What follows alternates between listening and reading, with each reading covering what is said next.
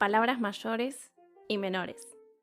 En un rincón de mi casa, aquella casa que dejé en Buenos Aires, descansan los libros. Están en la parte inferior de un mueble. La superior le pertenece a los recuerdos sin sentido, así que las hojas repletas de historia casi que ni se ven. Los libros se apilan apretados, pero en orden. Se miran las caras entre todos. Ya son tantos que algunas noches se preguntan ¿quién fue el primero en llegar? La historia comenzó hace unos 25 años, cuando mi curiosidad era más grande que mi cuerpo. Solía disparar preguntas sin límite para poder saberlo todo, pero un día una de mis cuestiones escolares rebotó, como una pelotita que golpea contra la pared y vuelve sin respuesta alguna. Mi padre, el recibidor de pelotas, tenía siempre la explicación justa para dejarme contenta y cerrar el paquete repleto de dudas con un moño perfecto. Pero esa vez no la tuvo, y una nube negra colmada de gotas de vergüenza lo rodeó. ¿Cómo iba a dejar a su hija sin respuesta? Por suerte, un rayo de luz se coló entre la nube, y aquel padre, que se había impactado por su propio silencio, decidió tomar una gran decisión. Me daba vergüenza por no saber.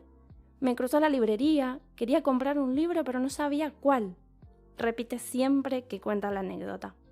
Aquel hombre poco sabía de libros. No había tenido uno en sus manos por simple pasión y curiosidad. ¿Escritores? ¿Quiénes?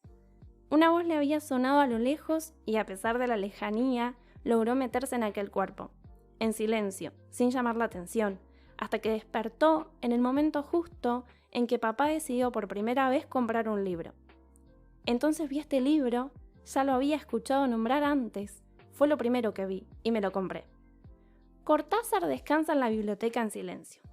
No sea cosa que Isabel, Sábato o compañía se pongan celosos por saber que él fue el primero, con su bestiario de cuentos salvajes.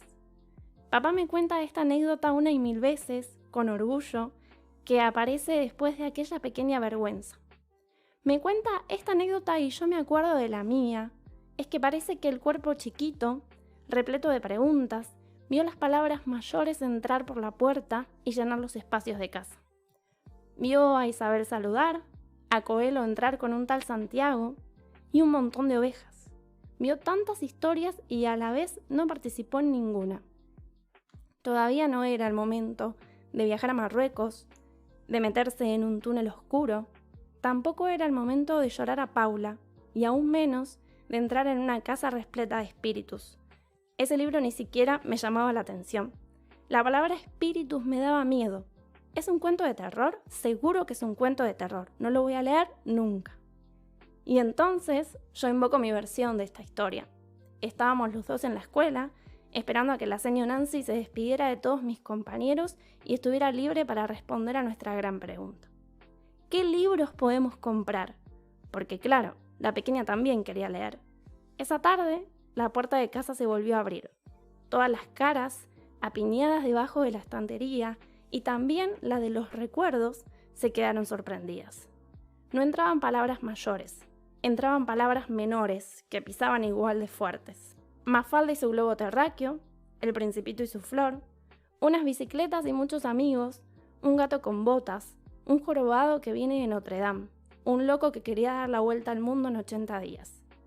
Una pregunta que rebotó, un padre que decidió que en los libros iba a encontrar todas las respuestas. Y no se equivocó, porque logró que yo aprendiera a navegar en historias profundas para resolver mis propias dudas. Ahora, un continente me separa de aquella biblioteca y de aquel padre, pero todavía recibo fotos de libros. Mirá, Gris, volví a leer. Este libro es el primero que me compré. Me hiciste una pregunta en el colegio y no te supe responder. Me dio vergüenza por no saber. Me crucé a la librería y quería comprar un libro, pero no sabía cuál. Entonces vi este libro, Bestiario, de Julio Cortázar. Ya lo había escuchado nombrar antes. Fue lo primero que vi y me lo compré. Parece que los otros ya se habrán dado cuenta de quién fue el primero en cruzar la puerta de casa y hacer correr la voz de que en ese lugar las historias y la curiosidad se vivían a flor de piel, en palabras mayores y en menores.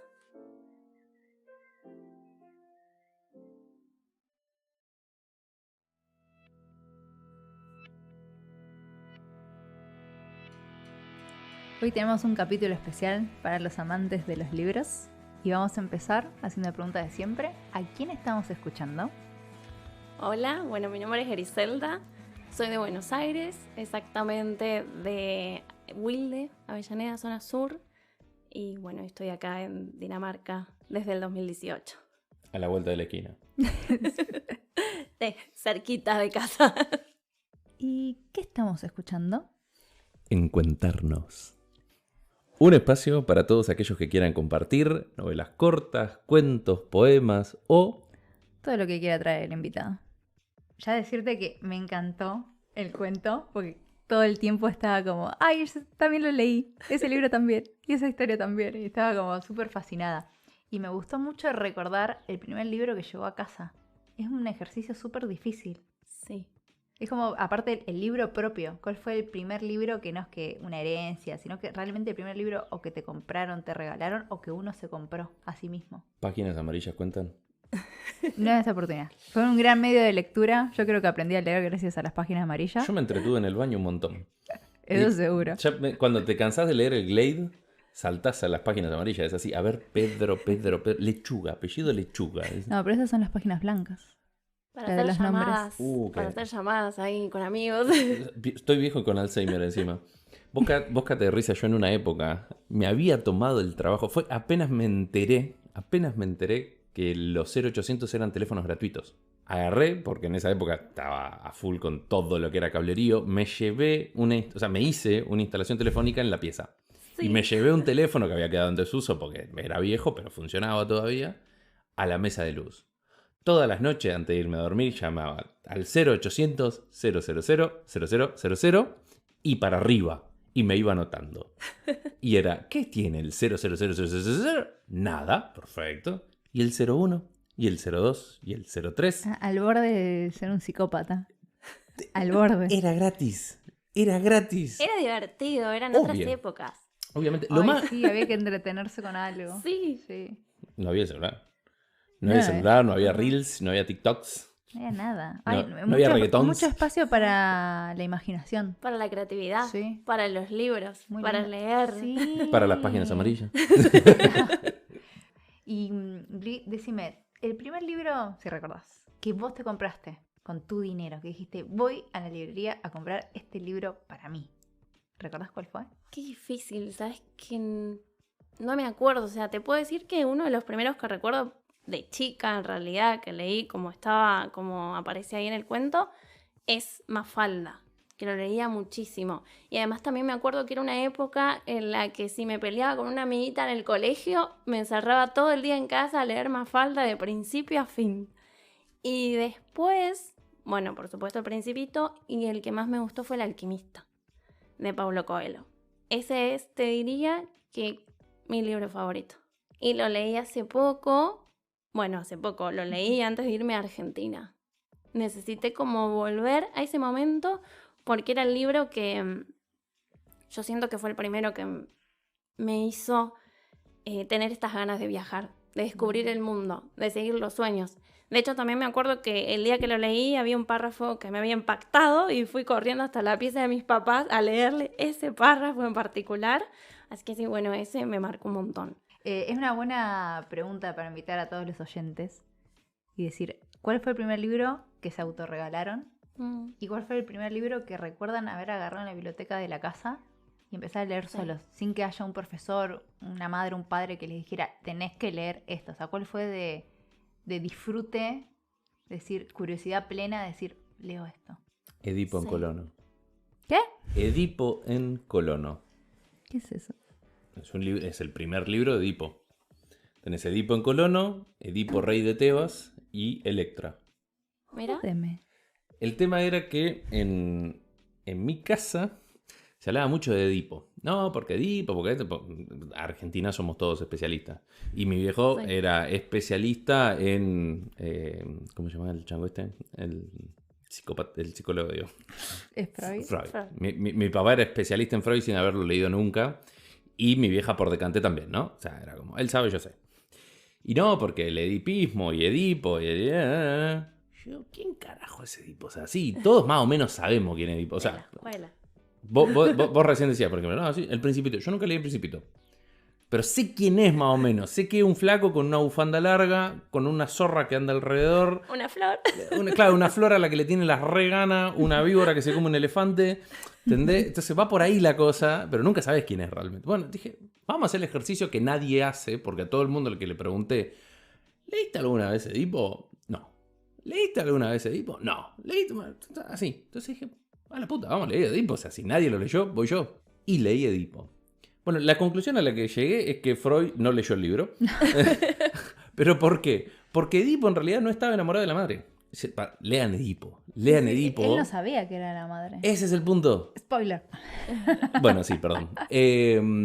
Pero la madre había encontrado un parecido físico muy similar al padre. Claro. Y eso fue lo que la atrajo. ¿Tiene sentido?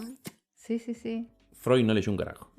No, claramente no. Pero bueno, él diría, todos estos pensares tuyos significan homosexualidad latente. Porque todo era homosexualidad hacia latente. Hacia la vida. Hacia la barba de Freud. Todo lo que sueñes, todo lo que tus pensamientos siempre es homosexualidad latente. No sé cómo siempre caía en eso, pero el señor caía en esa conclusión. Fascinante. Igual una discusión la ganas siempre. Es como homosexualidad latente. Así. Ve que no está tan mal decirle puto envidia al al otro pene. para ganar una discusión. No, me encanta el envidia al pene. Fin de la discusión. Es como, no, tengo un clítoris, no te puedo envidiar tu pene. Para nada. ¿Mí hacia el otro o...? No sé, ¿viste? Porque si hablamos de tamaño... Bien. Grip, lo que queremos saber todos. ¿Cómo fue que terminaste en Dinamarca? Uy, bueno, yo me fui en el 2018 de Argentina con una visa Working Holiday a Portugal. Así que primero, mis pasos por Europa fueron por Portugal. Estuve 3 años. Muy bonito. Sí. Estuve 3 años viviendo ahí. Ahí conocí a mi actual marido, que es brasilero, Fer. Nos casamos en Portugal y llegó un momento en que ya estábamos hartos o sea, necesitábamos cambiar de aire. ¿En qué ciudad estaban? En Porto, hermosa. Claro, te iba a decir muy como linda. todo el mundo queda fascinado. Es hermosa, sí. Al principio vivimos un tiempo en Braga, que es cerca de Porto, y después nos mudamos para allá. Y estuvimos casi 2 años, por lo menos toda la pandemia. Pero bueno, llegó un momento en que necesitábamos ir a otro lugar. Y decidimos Dinamarca porque tenía y tengo una amiga que vive acá. Y ella y el novio nos pasaron todos los datos para venir. Y bueno, nos terminaron convenciendo y llegamos. Llegamos acá en julio 2022. Está bien, vinieron juntos. 2021. Vinieron juntos, no es un che, te aviso que me voy. No, vinimos juntos. Sí, nos casamos en mayo del 2021 y en junio nos vinimos para acá. Y qué importante tener esa red de contención migrante. Pensé que ibas a decir los papeles. Además, qué importante es tener los Importantísimo. papeles. Porque volvés tu estatus de ser humano legal en un país. Sos susceptible de adquirir derechos y contraer obligaciones. Exacto. Y qué lindo adquirir obligaciones en Dinamarca. Sí. Dijo nunca nadie. El tema es que llegaste acá y Sí. ya tenías a alguien esperando. Que Sí. es la paz mental. Que al principio uno dice, bueno, tengo las cosas facilitadas. Una vez que llegas, te das cuenta que a lo mejor falta la otra parte de la Sí. realidad, de la burocracia danesa y la vida cotidiana. Sí, no, igual, porque mi amiga justo en ese momento estaba haciendo la ciudadanía en Italia. Entonces, si bien ella nos dio todos los datos, llegamos y no conocíamos a nadie, ella no estaba. Y fue duro al principio, bastante duro. Nos quisieron estafar con una casa. O sea, ¿Cómo? ¿Estafas en Dinamarca? Sí. No puede ser. Pero eso no ocurre del otro lado del charco. sí ocurre. Contá por favor eso. No, bueno, queríamos alquilar una casa en la zona de Vanlus. La fuimos a ver, al principio todo perfecto. Ya quedamos en que la íbamos a alquilar. O sea, eran 2 cuartos y había uno que estaba totalmente vacío y uno donde estaba viviendo otra chica. Ujú. Y ese era al que íbamos a ir nosotros a los 15 días siguientes. Cuando fuimos para allá, todavía no teníamos el contrato, que se lo habíamos reclamado y no lo había mandado por mail. Y bueno, y llegó con un contrato en danés, o sea, no quería imprimir una traducción. El contrato no tenía CPR, no tenía el nombre de ella, estaba totalmente incompleto y eso era lo que teníamos que firmar. Y además, el cuarto bueno, todavía la chica estaba ahí y nosotros íbamos a entrar al cuarto vacío que no tenía ni la cama, de hecho.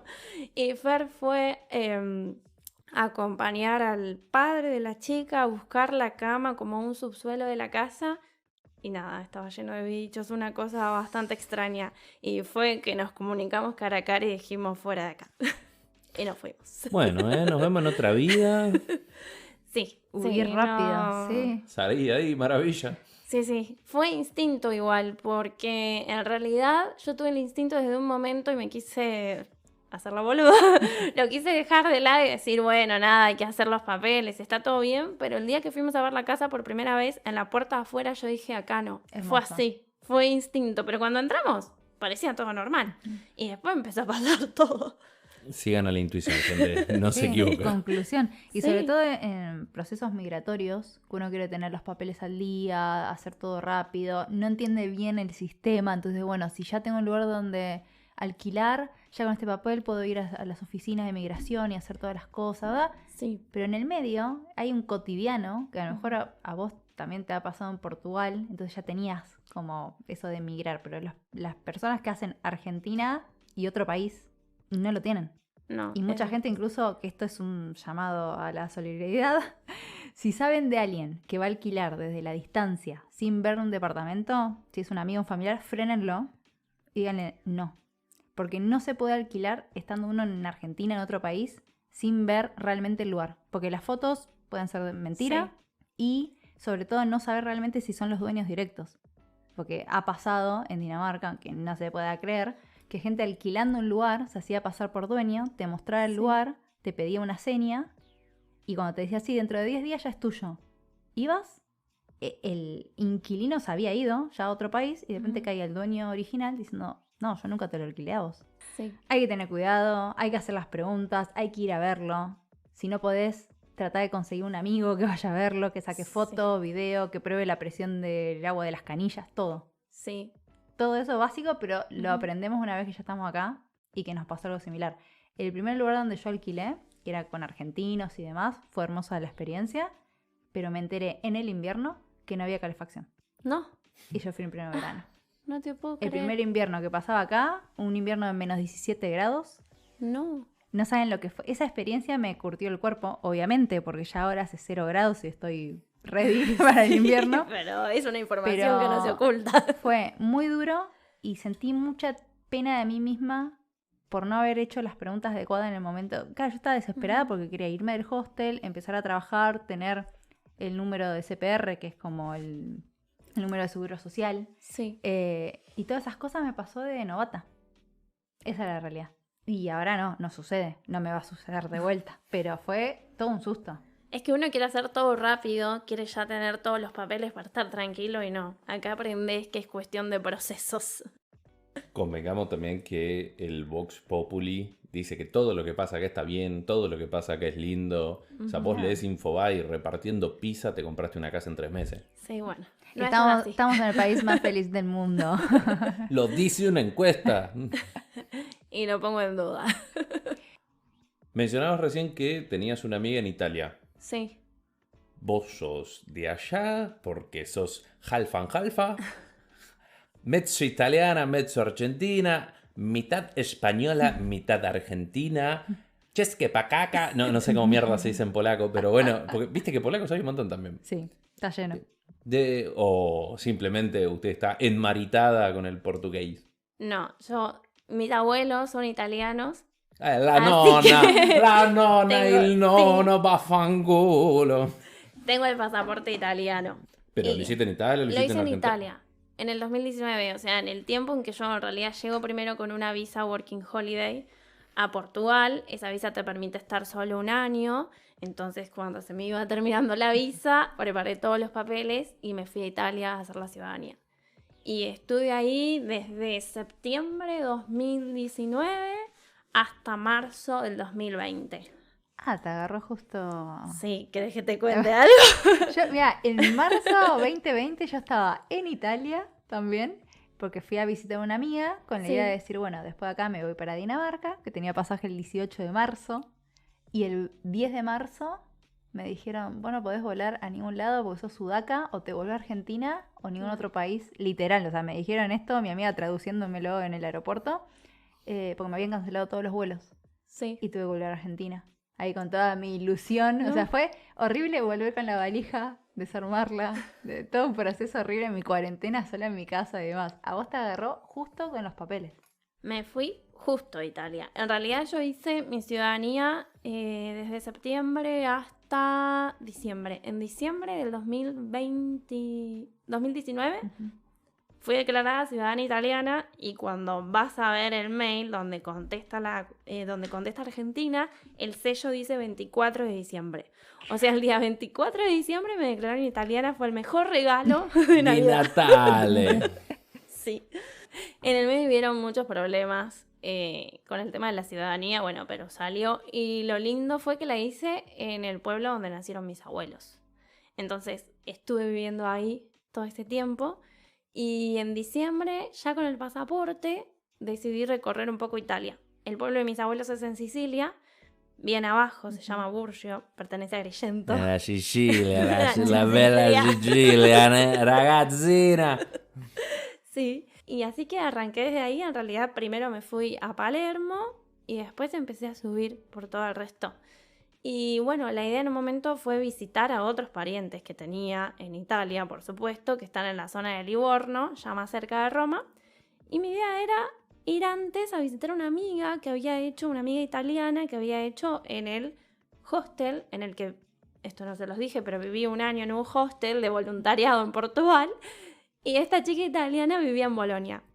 Entonces cuando llego a lo de mis parientes, mi idea era quedarme, 3 días en Livorno, ¿no? Con todos ellos. Llego ahí, tengo un cuarto para mí, una cama gigante, desayuno, almuerzo, cena. Dije, necesito familia, urgente. Así que los 3 días se convirtieron en 10 y ya mi amiga no iba a estar en Bolonia, se tenía que ir a Roma. Y dije, ok, entonces tengo que cambiar todos mis planes. Era o ir a Bolonia y después seguir a mi destino siguiente. Mi próximo destino era Milán, o ir directo a Milán. Pero después de esos días, estando ahí, se me prendió de nuevo una alarma. Por primera vez en 3 años de viaje, no quería viajar más. O sea, quería volver a Portugal, ¿no?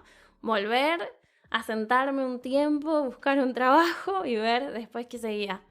Y bueno, dejé pasar ese sentimiento un día más, a ver qué pasaba. De nuevo, volví, algo me decía que tenía que volver, volví. A la semana siguiente cerró por la pandemia. Sí, aparte, si no te hubiera encontrado en Milán, que fue el foco cero. Exactamente, es que era mi próximo destino. Increíble. Esa intuición, tu intuición vale oro. Exacto.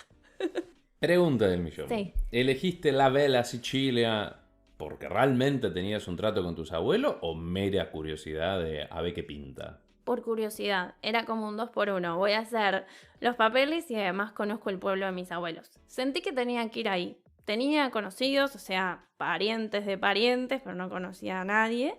Y dije, bueno, voy a hacer la experiencia. ¿Llegaste a conocer a tus abuelos? Sí, solamente a mi abuela, en realidad, a mi abuelo no. Y estando en Sicilia, ¿escribiste algo? ¿Tuviste tu oportunidad ahí de momento de reflexión? Sí, escribí bastante. Escribí en realidad como mi día a día. No sé si escribí así cuentos, de sentarme realmente a escribir, pero un poco lo que me iba pasando, los lugares donde estaba, la gente que iba conociendo, porque de repente vas caminando y claro, sos alguien que nadie conoce porque un pueblo de 2.000 personas, una cara nueva, y como todo el mundo además va en auto generalmente, es como que vos vas ahí caminando por la ruta y no saben quién es esta persona. Y todo el mundo te mira, eso al principio me chocó un poco, porque te miran por todos lados y te empiezan a hacer preguntas y todo el mundo sabe dónde vivís. Y justo me habían conseguido una casa que era enorme, realmente gigante. Yo vivía sola en esa casa y todo el mundo sabía que yo vivía ahí, obvio, no pasa nada, pero te da un poco de miedo. Estás en un pueblo súper chiquito, era la entrada del pueblo donde estaba yo. Y estaba sola y una señora muy grande ahí en unas casas nomás. Me agarró una tormenta tremenda ahí, se me apagaban las luces, una locura. Yo tenía miedo de que la abuela se aparezca en cualquier momento. Sí, pero sobreviví. La pasta non è al dente. No, uno de los primeros días que llegué al pueblo fui a visitar el cementerio, que estaba muy cerca de la casa. Además porque tiene una vista muy linda a todo el pueblo, el cementerio. Y yo iba con la foto de la abuela por todos lados.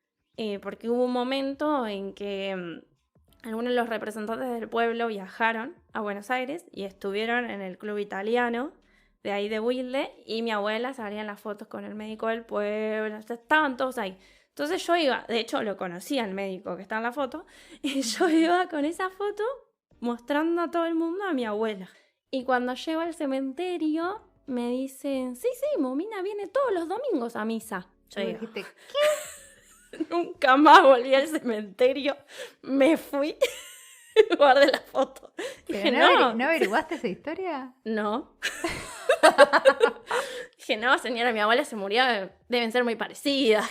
¿Una hermana gemela? No sé. ¿Una hermana gemela multimillonaria en Italia? No creo. La abuela se enteró antes de que ella que Argentina no iba para más. Dijo, no, yo ya dejé unos par de críos allá, me voy a la mierda. Me hago pasar por muerta. Ya está, pensión en Italia, la vela Sicilia, no vemos dime. Bueno, señorita, ¿podremos contar con el placer de oír quello relato? Un juego de nieta y abuela. El detrás de escena era el mismo de siempre.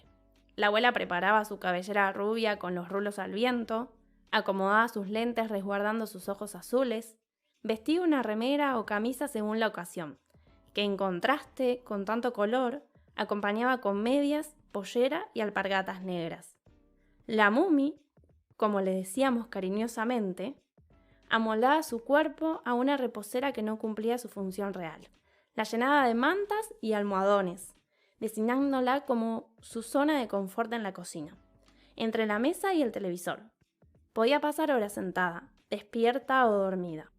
Desde ahí veía novelas de las que nunca entendía la trama, hablaba de su pueblo en Italia señalando la pila de revistas italianas debajo del televisor.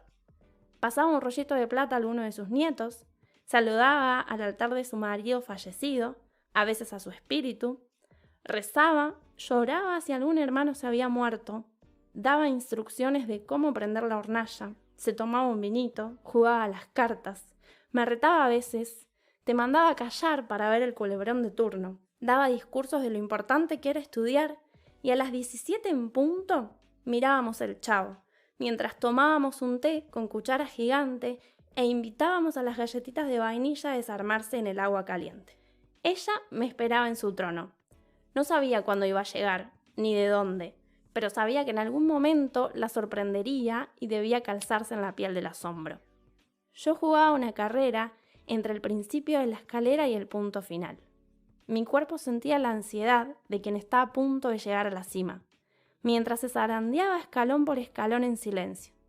Cuando llegaba al descanso, me ponía en puntitas de pie para observar el patio. ¿Será que la abuela está regando las plantas?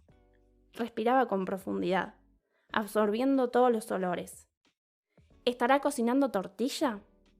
Y seguía hasta el final de la escalera. En el patio pispeaba la ventana del vecino, veía las macetas empujándose entre ellas para tener un lugar de honor y a sus hojas verdes siempre tapadas por una sábana o un calzón secándose al sol. Hacía 2 miradas panorámicas, rápidas, para confirmar que la abuela estuviera en la cocina y así dar la sorpresa triunfal. Una a la ventana de su pieza, que estaba atrás de toda la ropa colgada y las plantas. Para eso alzaba un poco los pies y revoleaba los ojos que nadaban entre todos mis obstáculos. La otra mirada se dirigía a la entrada que daba al pasillo, justo al lado del baño.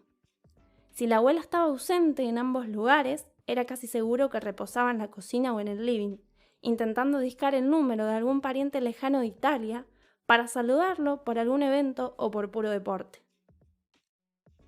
Cuando me chocaba frente a frente con la primera puerta corrediza, sabía que estaba a un paso de develar el misterio. Ponía un pie en ese salón diminuto donde convivían un horno de barro sin usar desde la muerte de don Joaquín, el abuelo, todas las botellas de plástico en fila india esperando su destino final y el lavatorio en el que las mujeres de edad adulta fregaban platos sin parar en cada fiesta. Desde aquel refugio Ya podía ver a la abuela y confirmar si estaba en su reposera, dormida o despierta. Deslizaba la segunda puerta de vidrio y entraba en escena. «¡Hola, abuela!», decía a los gritos, zarandeando los brazos, develando la sorpresa. «Hola, mi nietita», respondía saliendo del papel de quien no se dio cuenta del detrás de escena y se preparaba para un abrazo. Hermosa costumbre la de las abuelas de ponernos los rollitos de dinero en nuestras manos como si fueran droga, que están pasando algo súper ilegal. Sí. Yo, la verdad, debo reconocer que gracias a ese dinero de las abuelas es que pude comprar el pasaje para venir a Dinamarca. Así que Pero- larga vida a esos rituales. Pero vos porque tus abuelos eran relojeros. A mí me deslizaban un rollo de medias.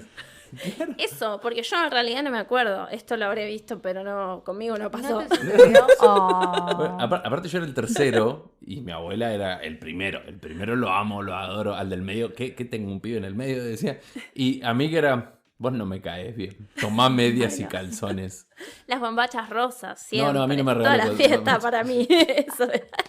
Pero igual yo creo que, si bien quizás las abuelas, que en su momento llegaron seguramente más jóvenes a la Argentina, no tuvieron formación escolar argentina, yo creo que las abuelas en general en Italia deben haber tenido alguna formación, porque todas más o menos hacían lo mismo. La bombacha, si no era en la canilla de la ducha, era bien a la vista de todos, que la gente era, ¿eso es una carpa o es una bombacha? Y al estilo Nápoles. Claro, ¿entendés? Y después el tema de el regalito y que no lo vea la mamá, que no lo vea el papá, Sí. el culebrón de la tarde que no puede faltar, el chito, chito, Y las letras, por lo menos mis dos abuelas siempre tuvieron letra muy bonita. Que no entiendo no sé si era por algo del colegio de aquella época, pero la letra cuando escribían era preciosa. Tenían 1000 faltas de ortografía justamente por Sí. no haber estado bien escolarizada, pero una letra de escritor así redondeada, perfecta. Que decía, ¿en qué momento de la vida aprendiste a hacer esa letra, esa caligrafía tan hermosa? Ortografía nunca, pero caligrafía, Caligrafía un 10. impecable, sí. Recién mencionabas que a Dinamarca llegaste más o menos mitad de año, ¿bien? Del 2021. Sí. Bien. ¿Cómo fueron las primeras fiestas danesas? Las primeras fiestas del 2021 estuve en Argentina. Ok. Así que recién estas del 2022 son las que pasé acá. ¿Y Argentina volviste después de cuánto? Después de 3 años y medio. Ok. Muchísimo. Ok, y para Argentina es un montón. O sea, te fuiste con un dólar a... Viste que acá se cuenta así. 18. Yo cuando me fui el dólar estaba a 18. Somos, o sea, así como nuestras 18. abuelas se repiten, nosotros nos repetimos, ¿no? Boludo, me fui con un dólar a 18, volví con un dólar a 180. Y es más, creo que si no me estoy equivocando, porque estaba 190, sí, 190 a 210. Noviembre, diciembre del 2021. Sí. Miren si somos 200 chotos. algo. ¿Cómo fue ese viaje? ¿Argentina? Sí, señora. Tuvo de todo. Obviamente fue muy lindo. Perdón, ¿cuánto ¿Por qué? tiempo de 2 duración? meses. Montón. Fue mucho, sí, pero se pasa volando. Lo que pasa es que en realidad yo llegué el 25 de diciembre del 2021. Uy, amiga. 25 de diciembre exacto porque tenía que haber llegado unos días más tarde, el 27, pero me cancelaron el pasaje y el único que pude encontrar fue el 25 a la mañana. O sea que con el pan bajo el brazo, el pan dulce de Brasil a Argentina. Y bueno, llegué, sorprendí a mi hermano que él pensaba que llegaba el 27. Los pocos que sabían que yo volvía pensaban que llegaba el 27, salvo mamá y papá, que eran los únicos que me esperaban ahí firmes. Con el recalentado. Sí, con todo, sanguchitos de miga, Oh, asado, qué rico. comida Eh, navideña, No, vitel toné. eso no está permitido acá, ¿eh? Decís sanguchito de mía, si no se trae, no se menciona. Bueno, la Eh. próxima. Bueno, y esas fiestas estuvieron muy lindas. En realidad pasamos el 31 juntos y un rato el 25. Y volver fue... ¿Cómo te puedo explicar en una palabra? No sé si hay una palabra para eso. Fue impactante porque uno crece mucho afuera y la cabeza te cambia, es como que se te abren otras ramas. Sí. Siento que florecen muchas cosas y es salirse un poco del sistema, observar. Y observás mucho del resto y observás mucho de vos. Y cuando volvés a entrar al lugar del que te fuiste, hay que esquivar muchas balas, pero también es como abrazar todo esto porque te fuiste o no por algo, por muchas cosas, pero volviste, que creo que es lo más importante de haberse ido, ¿no? Y de repente encontrarse desde la familia, los amigos, la comida, el salir, no sé, escuchar música, bailar, y que es de donde vos viniste, no es de afuera. No estamos jugando un rato a que estamos en casa, que está buenísimo, que es lo que pasa a veces acá, sino que estás en casa, y eso está bueno. Y lo que me gustó mucho es que al haber ido con Fer, que era la primera vez que conocí a Argentina, jugué también de turista en muchos lugares que yo ya conocía, pero bueno, es como volver a pasar por ahí, ¿no? Por La Boca, por San Telmo, por Recoleta, entonces eso fue muy lindo también. ¿Eras de recorrer Buenos Aires? Sí. Bien. Era mi pasatiempo favorito los fines de semana, cuando no trabajaba en una oficina 8 horas como abogada. Sí. Siempre soñaba con ser turista. ¿Qué querés ser cuando seas grande? Turista. ¿Turista? Turista y mucho. Yo trabajaba, iba a tribunales con mi maletín y me acuerdo que pasaba por Diagonal Norte. Perdón, ¿doctora? Sí, abogada. No, bueno, no doctora, pues no tengo doctorado, pero sí. Ay, me gusta esa aclaración. Porque muchos abogados por default es como el doctor. Y no, Sí, me querido, bueno, no. te falta ahí. Exacto. Pero bueno, digamos que sí. Y me acuerdo que pasaba siempre por un hotel ahí en Diagonal Norte y veía a todos desayunando tan tranquilos y yo corriendo para todos lados y decía... Tengo dos primeras. Sí, era así. Yendo de Diagonal Norte a los edificios de Perón, corriendo. Y ahí la gente tan en paz y yo soñaba con ser turista, viajera. Me dijiste Diagonal Norte y me hiciste acordar al ascensorista. El ascensorista era el tipo más feliz en tribunales. Sí. Porque el chabón se levantaba temprano, se tomaba su café, se subía al ascensor y decía, ¿qué piso, doctor? Sí. Y se terminó su problema. O sea, vos bajabas y la preocupación más grande del chabón era que no se le quieran meter 20. Era, 4. Sí. Bien, sube. Y uno iba con música también. Toma pa' vos, tirando sí, corte y cumbiazo. Bien sí. Ahí. Yo me acuerdo de eso de Diagonal Norte. El tipo más feliz era ese. Todo el resto estaba odiado y si podía dinamitaban el edificio. Y volviendo al tema, qué lindo es ser turista en Argentina. Sí. Qué bien que se vive siendo turista en Con Argentina. sueldo, pará. Con coronas. Claro, aclaremos. Claro, sos el turista brasilero. Claro, es como, ¿cuánto sale el sanguchito de miga? Sí, dame 20 docenas, porque lo puedo pagar ahora. Antes no podía pagar ni uno. Tomá, cóbrate con uno. Es lindo recorrer Argentina. Sí. Eso es hermoso. Me falta mucho por recorrer, pero sí, Buenos Aires, que era lo que estábamos hablando recién, me parece hermoso. Y pero vos sabés que con un sueldo el norte te lo recorres. Sí. El sur no, el sur es más caro que acá. Yo no sé qué tiempo-espacio está viviendo esa gente, pero el sur está... Mirá, fuera de joda, la referencia que he oído de turistas suecos, sí. De turistas suizos, es que estaban más caros que los Alpes. Que los Alpes suizos. Y es como, ¿qué pasó? Así de salado. Sí. Así que bueno, nada, ya eso te da miedo. Si no, Río Negro para abajo, no, ¿para qué? Igual me gustaría en algún momento. Sí, obvio. No. Pero con un sueldo, Dané. Sí. Bien. En tu vuelta en Argentina durante esas fiestas hermosas a Agostini y Metacumbia, ¿has escrito algo? Sí, escribí. ¿Qué has escrito? Escribí un poco sobre cómo encontré a la familia, ¿no? Cómo los observé mientras ellos hablaban de todo, de cómo estaba Argentina, de todo lo que estaba pasando, y yo ahí esperando en algún momento que alguien me pregunte cómo fueron estos años de viaje. Los observé mucho y escribí sobre eso, sobre la vuelta. Observar la alegoría de la caverna en tiempo real. El viaje. Movían sus bocas sin parar. Las usaban para comer y la mayor parte del tiempo para hablar. Hablaban a los gritos, empeñados, como toda familia tana que nos representa. Como si los abuelos desde el cielo o los familiares desde Italia los tuvieran que escuchar. Por supuesto, acompañaban sus voces con gestos. Se expresaban aferrados al papel de politólogos, especialistas internacionales, economistas, jueces y a veces hasta como artistas. Los había de revista y de atelier. Hablaban, mientras yo grababa en mi retina cada instante que estaba viviendo. La mandíbula moviéndose, los ojos exaltados, las manos, la cara del que tomaba la palabra y del que la dejaba ir. También captaba los silencios de las voces que omitían opinión, los ladridos del perro y el murmullo de la televisión que se escuchaba a lo lejos pero firme, desde el principio hasta el final del día. Me informé, sin ser de fuente confiable, sobre la guerra, los precios, el COVID, la inseguridad y de algún que otro chisme. En resumen, me puse al día sobre cómo había estado, cómo estaba y cómo estaría Argentina mientras yo no viviera allí.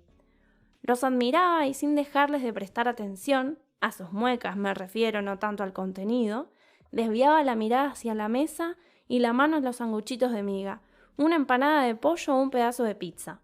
Hacía dos cosas a la vez: grabar lo que veía y lo que saboreaba y pensar ¿cuándo volveré a comer las empanadas de pollo que hace mi vieja? Como no sabía la respuesta exacta, repetía cada bocado aunque estuviese llena. ¿Y los sanguchitos de miga? ¿Ya probé todos los sabores o me falta alguno? Tenía muchas ganas de contar anécdotas viajeras, pero elegí el papel de observadora, con el fin de guardarme las voces y los gestos hasta que encontré la forma ideal de subirnos todos al mismo viaje. Mi celular se convirtió en una máquina del tiempo, mostrando las fotos de las fotos que unos parientes de Italia desempolvaron para mí. Les di la mano a mis familiares, a los que estaban y a los ausentes, para adentrarnos en un viaje hasta la juventud, donde yo aún no existía y ellos conservaban una sonrisa pícara.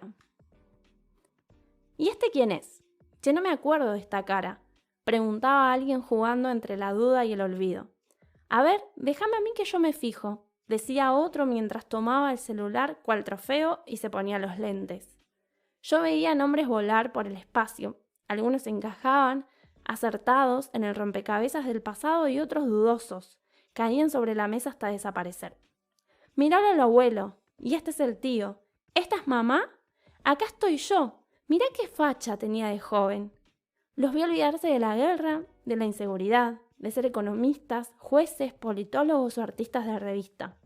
Los vi viajar a la juventud, saltar chispas de alegría por los ojos y entusiasmarse, mientras me guiaban entre las caras desconocidas de este nuevo viaje. Es muy lindo. Me gustó mucho. Yo sigo quedándome con esta cuestión de que, vos lo decías antes un poco, es volver desde uno viene, pero no siendo uno. Exacto. El tema es que la única referencia más cerca y más próxima, pero no tan idéntica que tengo es quien vuelve a la alegoría de las cavernas y lo cagan apedreando. O sea, en este caso a vos no te cagaron apedreando, pero bueno, está bien, sobreviviste. Sobreviví.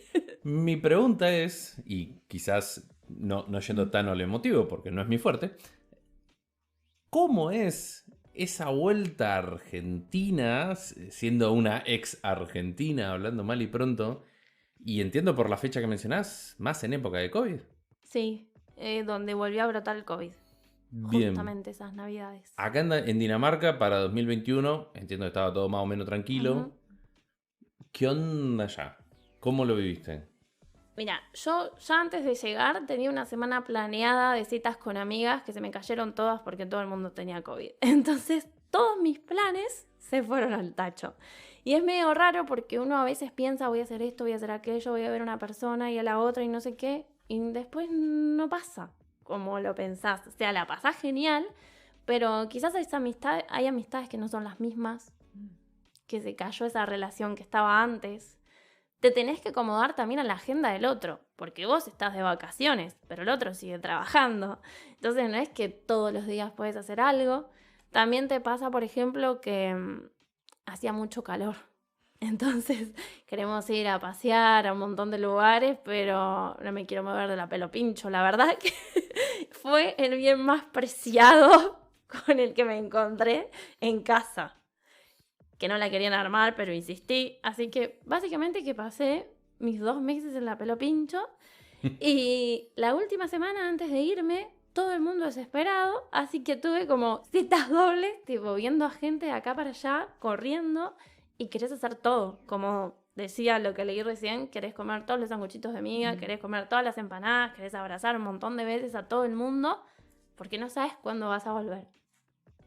Por eso yo decía antes el tema que vos dijiste 2 meses. Y por eso te decía un montón. A título de referencia nada más, desde alguien que está por volver por segunda vez, Sí. yo voy una semana. Yo voy una semana. O sea, es esa semana, ¿entendés? O sea, Sí. está bueno, creo yo, por un poco esto que decís vos. A mí me encanta mucho esa analogía de... este ejemplo me lo hizo un médico una vez. Me dice, ¿cuánto 3 meses tiene un año? Y le digo, 4. Bueno, imagínate que a vos te digan, te quedan 3 meses de vida. Y te quedás, y decís, bueno, sí, bueno, en 3 meses, sí, no son tantos, son 90 días. Y bueno, y en 90 días cuando te querés acordar, el tiempo pasa y empezás a tachar cosas. Bueno, me voy acá, me voy allá, me tiro esto, me tiro el otro. Cuando digo tirar, por ejemplo, hablo de mi caso particular que quise hacer paracaidismo, la experiencia, no Sí. profesional ni nada por el estilo. No tal pie, no pude por peso. Sí, no, literalmente Palomar era donde tenía que ir por la base militar. Sí. Era paracaídas solo para militares el que aguantaba mi peso, así que el civil común y silvestre no servía. Y era esta cuestión de decir, bueno, voy a jugar al paintball y voy a hacer esto y me voy a ir al Conex y me voy a ver el Conex de arriba abajo y me voy a meter en Paseo de la Plaza y entro a las 7 y salgo a la 1. Lo hice. Bueno, pero ese es el punto al que voy. O sea, para mi experiencia, al menos lo que es Buenos Aires, no sé tanto el interior y todo lo demás. Pero ¿por qué digo esto? Porque en Buenos Aires tengo amigos, tengo familiares, etc. Para mí el tiempo exacto es una semana.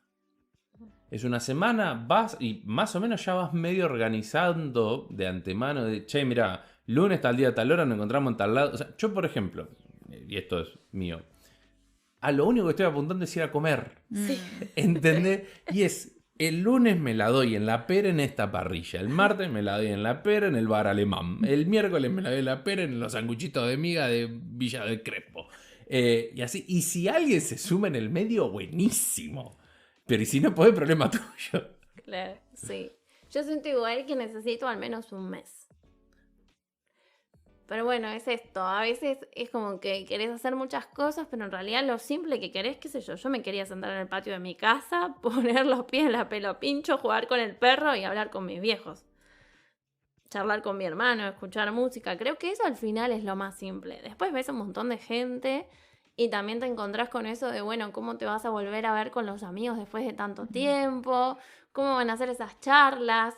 ¿Qué pasó por el medio? Algunos parece como si los hubieras visto hace poco porque vas hablando. Pero bueno, es como todo ese movimiento. Pero es lindo volver.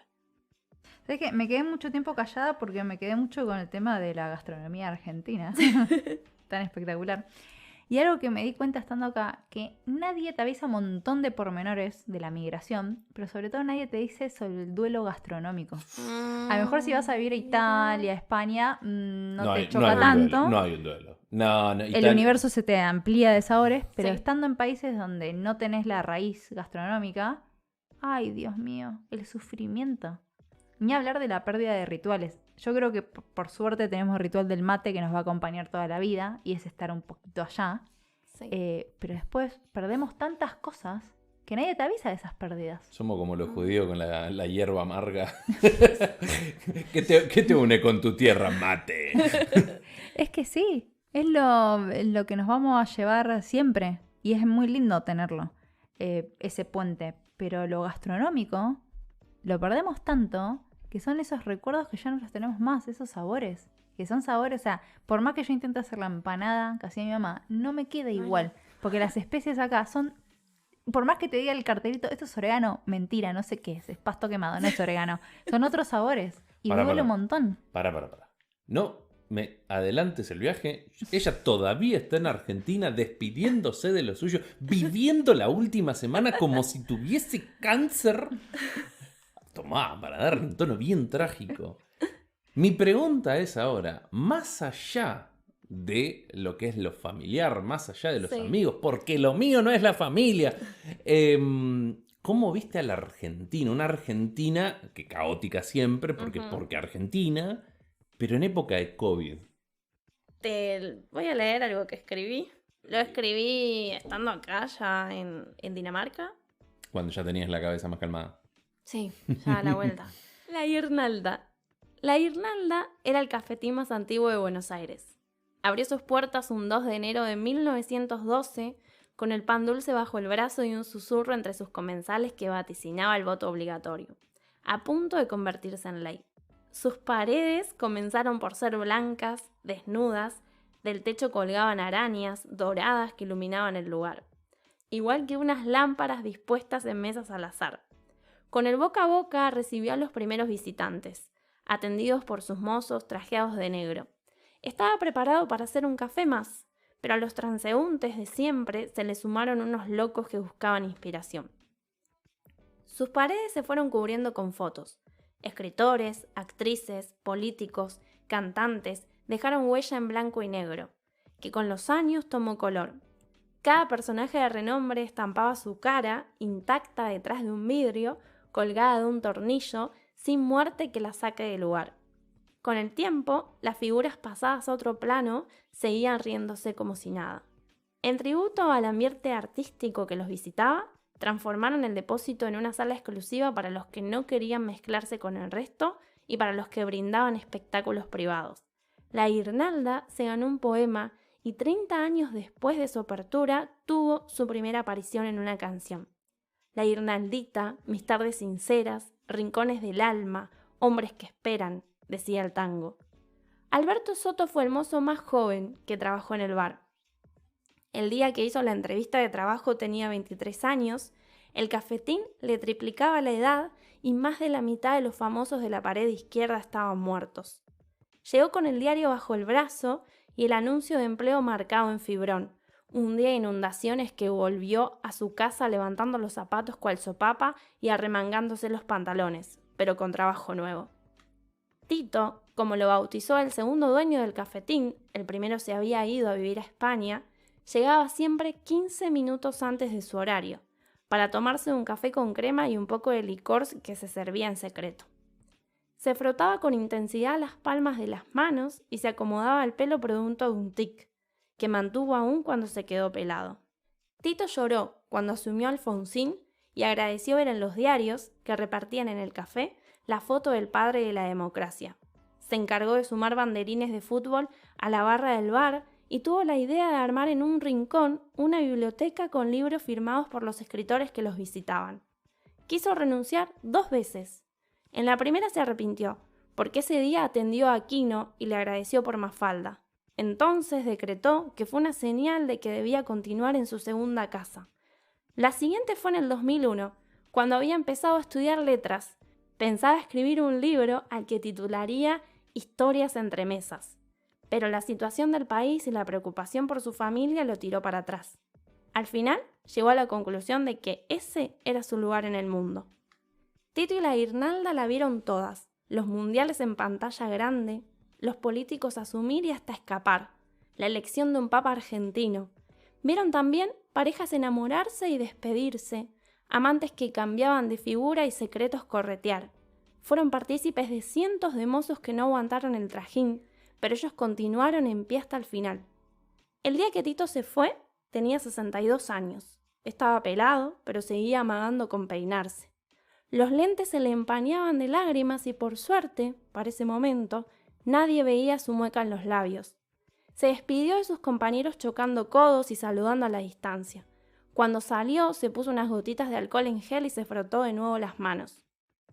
Cuando Tito traspasó la puerta para no volver, no fue por el coraje de renunciar. La Guirnalda también había pasado a ser historia. Los personajes retratados se quedaron sin espacio en la pared, que se llenó de grietas y hongos de humedad. Los libros fueron donados a una biblioteca de barrio. Los banderines se perdieron en una caja sin nombre y el espacio se colmó de arañas, que no aportaban luces, sino asco. Los nuevos transeúntes no eran de renombre y jamás hubieran podido siquiera pagar un café. Tito se jubiló y a los 70 años se llevó todos los secretos a la tumba. Ya no quedaba nadie que recuerde lo que había sido la Guirnalda. Qué dolor en el pecho, por favor. Se enojó Tito. Cualquier realidad. Me acuerdo cuando volvimos y yo le decía a Lean, te voy a llevar a una pizzería Mar del Plata que es buenísima, que la pizza la sacan desde abajo del mostrador, que vos le decís que era una mu y de repente ya te la mostraban porque ya la tenían lista para vos. Llegamos, no estaba más. Sí. Eso es un duelo gastronómico. Ay, Dios, pero me pasó en cada esquina de Mar del Plata. Ya no estaban más los lugares que quería volver y quería mostrarle a él. Sí. Contarle las historias que me había pasado ahí adentro. Y ya no estaban.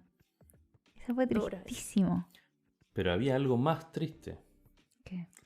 El bonobón ya no tenía gusto a bonobón. Ay, creo que no lo probé ahora cuando volví. No lo hagas. No lo hagas. No lo hagas. No. El turrón ya no tiene gusto a turrón. Bueno, en los caramelos de Holanda, sí. Los caramelos de Holanda sí, pero no se consiguen. O sea, yo conseguí uno que hay unos caramelos así, como una barrita, Sí. que se llama Holanda. Ah, no. Viejo sé. como la puta madre, Mirá. un papel plateado, que lo encontré en un kiosco en Capital, le dije al chabón cuánto, y el tipo me miró con cara de ¿hace cuánto que está eso ahí? Ah, llévate todo. Estaba, fuera de joda, no te miento, no. me llamó la atención el color de papel porque fue tipo, quiero una Holanda, Sí. quiero una Holanda, kiosco en Capital, creo que era cerca de Avenida Santa Fe. Y fue tipo, bueno, entro y le pregunto. Y el chabón estaba en otra y dije, bueno, me pongo a ver. Y encuentro una Holanda entre medio de unos flimpaf. Ay, no. Cuando el chabón le pongo el Holanda arriba del mostrador y le digo, ¿cuánto? El tipo, te juro que fue con menos mal que no cayó bromatología, amigo. Y estaba igual. Así que para mí que era del 90. Pero todas las demás golosinas cambiaron tanto que ya está, ya perdí la batalla. O sea, Los Mogul también Yo perdieron. probé los Sus ahora que volví. Los Sus, algunos alfajores. ay, con ¿Qué los alfajor? alfajores también me rompió el corazón. Ay, El torta de águila no es igual. ese es uno de los que más me Ay. gustó siempre. Igual no siempre fui tan fan de los alfajores, pero hacía alguno como para probar y decir, bueno, llegué a ver qué hay. Sí. Yo pensé que al migrar no iba a extrañar esas cosas porque ya me había hartado de comerlas en Argentina. Y me di cuenta que parte de mi felicidad diaria, después de un objetivo cumplido, por ejemplo, no sé, después de una entrevista de trabajo acá y que había sido buena y quería festejar con algo, en Argentina yo tenía muchos momentos de festejo con golosinas. Sí. Salí de un parcial y me compré un alfajor. Y de repente acá me vi que no tenía nada para festejar. ¿Cómo que no? ¿Tenés la bolita esta de lacris y sal? Ay, no, Ay, por regaliz, favor. que- Casi me muero cuando probé eso. Dios. Nunca pensé que iba a odiar tanto un chocolate. No puede Ahí ser. entendés por qué se suicidan tanto. O sea, no tienen golosina buena. O sea, Eso no hay puede que avisarle ser. a la gente que viene, que no coma la Crips. Que traigan alfajores. Y ojo que en la heladería, si vos vas, hay un gusto que se parece mucho al dulce de leche y es la Crips. O sea que hay No, que trampa tener mortal. mucho ojo, porque es igual, es el mismo color, vos lo ves y decís, encontré dulce de leche. No. Yo me comí el ir contento a comprar de oferta una caja de 6 helados negros, Ay, que la mente atina a pensar, cocholate, no. no era cocholate. Era la Crips. Los Ay, tiré qué 5 y horror. medio. Es Así que nomás te no digo. lo podés ni comer. Qué horror. Bueno, y esas cosas, decís, no puede ser que hayan cambiado tanto. O sea, de vuelta, uno cambia, es verdad. Pero que las golosinas te cambien, es como, vamos, no me hagas esto. O sea, hay el container de comida de golosina porque sabes que en 2 años cambian. Yo igual más de lo salado, entonces por eso, sanguchitos, Es que empanadas. no defrauda. Era por ahí. Sí, es verdad. No Que son las defrauda de ese mamá, siguen igual. lado. Ay, bueno, sí. ¿Algún sabor que hayas encontrado cambiado? Creo que no. Bien. No que recuerde ahora. Bien, entonces fue un No. viaje feliz. Sí, comí un montón. Eso fue feliz. Y mi papá haciendo asado como para 20 cuando éramos 4. Pero... Fue un viaje muy feliz, Fue muy feliz. claramente. Bueno, señorita, ¿algo que quiera añadir, acotar, agregar? Sí, añadir ahí algunas cosas. Algo lindo que me pasó en este tiempo de viaje es que descubrí un poco mi lado creativo. En realidad me volví a encontrar con ese lado creativo que quedó en algún momento ahí perdido de la niñez y de tiempo de universidad, carrera, trabajo. Entonces como que en el viaje volví a eso, sobre todo en Italia cuando estuve sola todos esos meses. Volví a dibujar, volví a escribir y acá en Dinamarca todo eso fue tomando un poco de forma. gracias a que unas amigas me insistieron, porque me gustaba mucho todo esto de la creatividad, y me insistieron a hacer como un picnic donde hicimos collage y todo eso. Y a partir de ahí empezamos a leer libros creativos y empecé a hacer talleres. Así que ya ahora en septiembre arranco el tercer taller creativo que se llama Metamorfosis Creativa. Y arrancamos el tercer sábado de septiembre.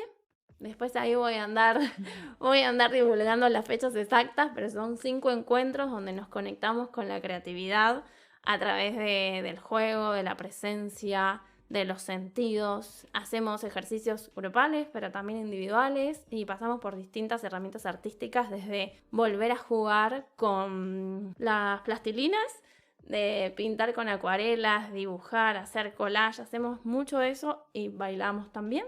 Eso por un lado. Por otro lado, bueno, volví a mi gran amor, que es el teatro. Yo estudié muchos años teatro en Argentina. Perdón, ¿el taller tiene algún Instagram, algún blog? Tengo mi Instagram general acá, que se llama Creando por el Globo, que muestro un poco lo del taller, pero también está el taller de teatro, que ahora les cuento, y también dibujo. Entonces como que ahí va a haber un poco de todo, cosas creativas, mis dibujos, es como un ping-pong popurrí de varias cosas. Bien, o sea, si alguien te quiere consultar por el taller... Creando por el Globo. Bien. Me decías, Teatro. un taller de teatro. Sí, en Argentina estudié varios años teatro, en muchos lugares, muchas escuelas. Y Típico acá... de abogado. Y acá volví a encontrarme con ese lado que pensé que estaba medio perdido porque no sabía en qué momento, además en Dinamarca, no es que estás en España y bueno, puedo encontrar gente. Bueno, encontré ahí a 2 amigos con los que estamos haciendo un taller de teatro, con Ale y con Gina. Se llama Teatro en Cope, es ahí donde nos pueden encontrar por Instagram.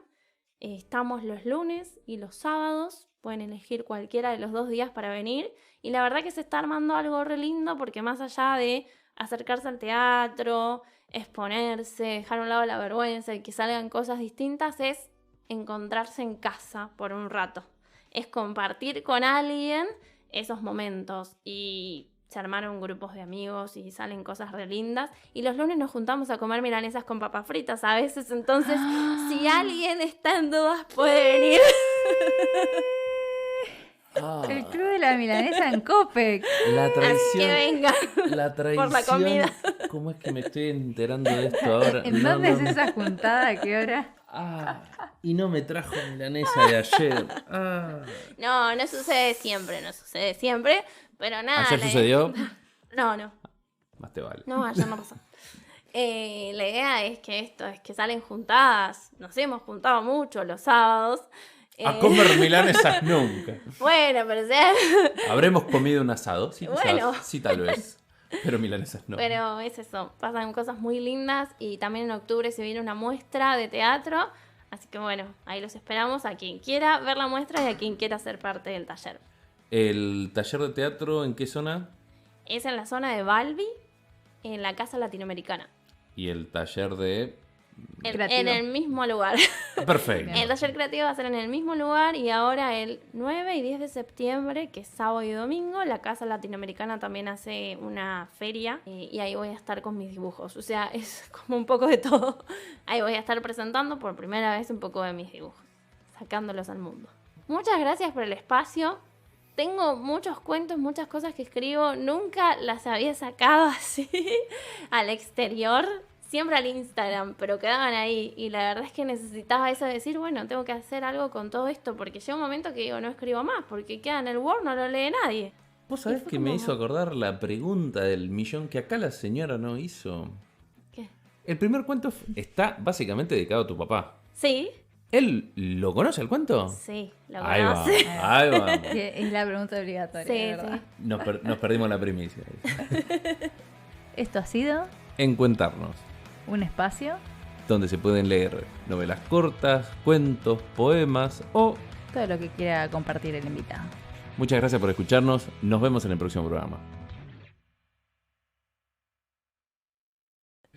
Bueno, esto ha sido Encuentarnos un espacio para compartir.